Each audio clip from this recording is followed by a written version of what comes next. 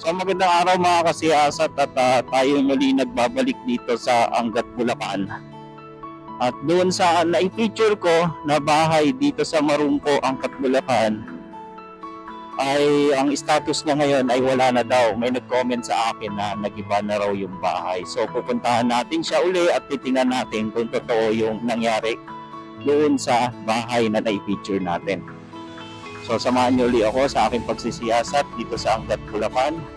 Muli ako po si Jabs at welcome po sa ating channel. Lumilipas ang panahon, kabiyak ng ating gunutan, ang mga bunot, halaman, bakit kailangan lumisan? Panapanahon ng pagkakataon, may babalik bang kahapon?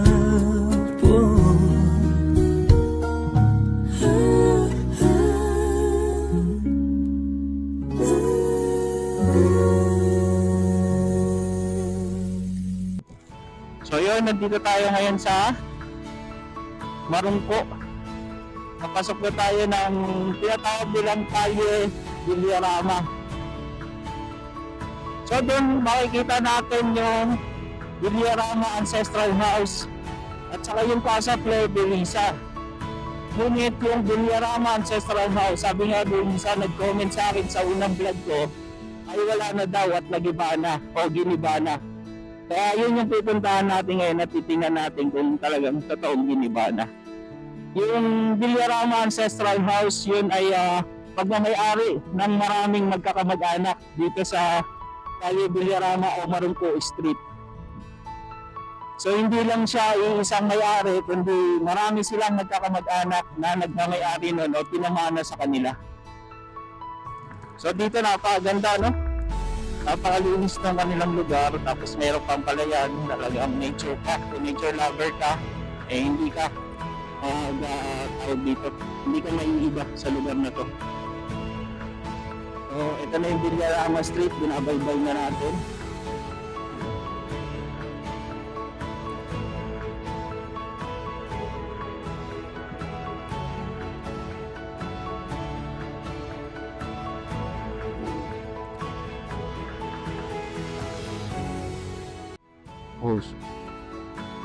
So ito nakikita nyo, ito yung Casa Flor de Lisa.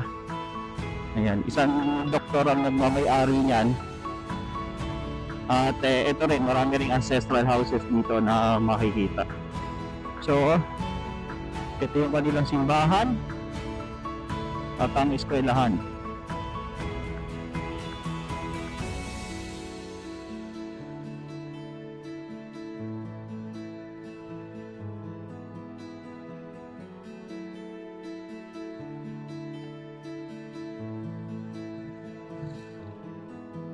Well, so ito nga siguro yun, no? Nagiba na. Wala na.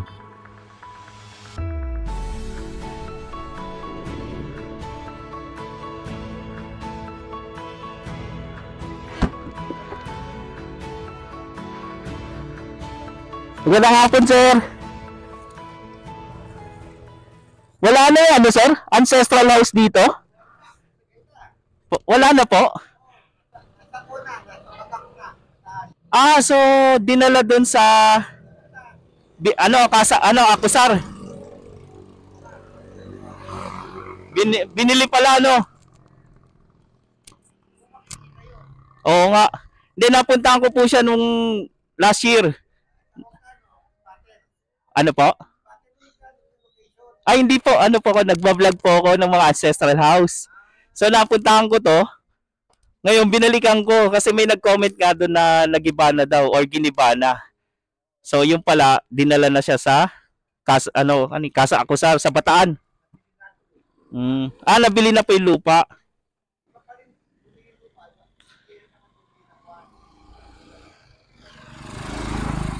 Iba na yung bumili ng lupa, tapos yung sa Akusar naman yung bumili ng bahay mismo. So nandun na siya, sir.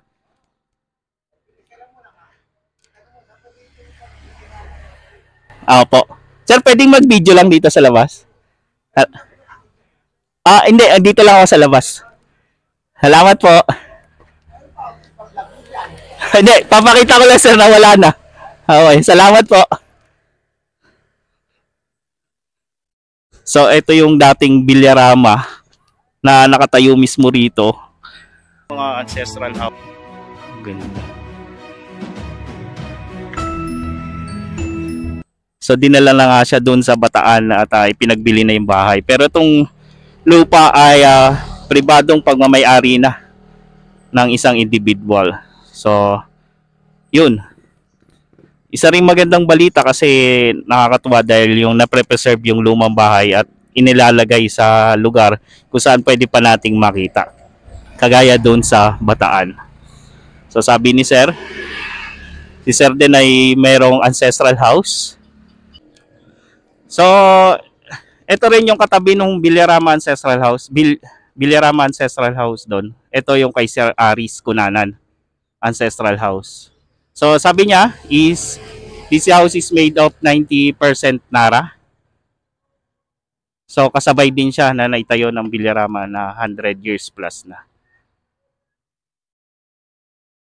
So totoo nga yung comment sa atin na giniba na yung ancestral house doon dito sa Marungko Street at medyo nakakalungkot lang dahil hindi na natin siya makikita rito sa mismong lugar dito sa Marungko. Pero marami pa naman ancestral houses na pinipreserve pa rin dito kagaya nitong isa kay Sir Aris Cunanan.